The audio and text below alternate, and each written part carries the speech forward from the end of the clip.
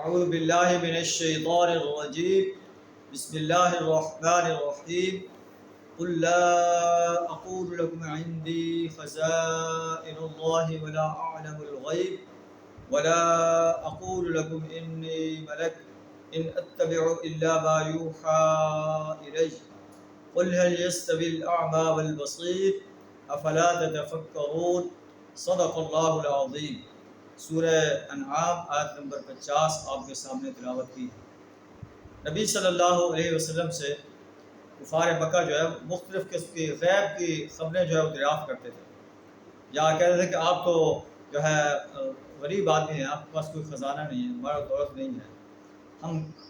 آپ تو انسان ہیں ہم جیسے، ہم کیسے آپ کو اللہ کا رسول تسلیم کریں؟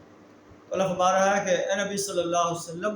آپ کہہ دیجئے قل لا اقول لكم عندي خزائن اللہ،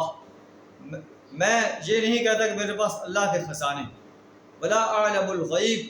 اور نہ میرا یہ دعویٰ ہے کہ میں غیب کا علم رکھتا ہوں، ولا اقول لكم انی ملک، اور نہ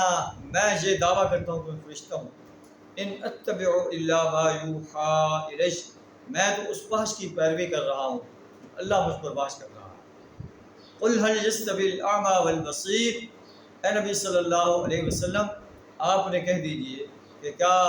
نابینا انسان اور بصارت والا انسان برابر ہو سکتے ہیں؟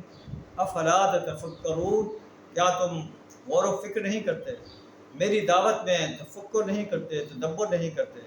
میں جو پیغام پیش کر رہا ہوں کہ ایک اللہ کی غلامی اختیار کرو، ایک اللہ کی پرستش کرو، ایک اللہ کی اطاعت کرو، باقی سب جھوٹے خداؤں کو چھوڑ دو، کیا تم میری اس دعوت پر غور و فکر نہیں کرتے؟ اللہ سے دعا کرا ہمیں بھی وحدانیت کا پختہ شعور عطا فرمائے،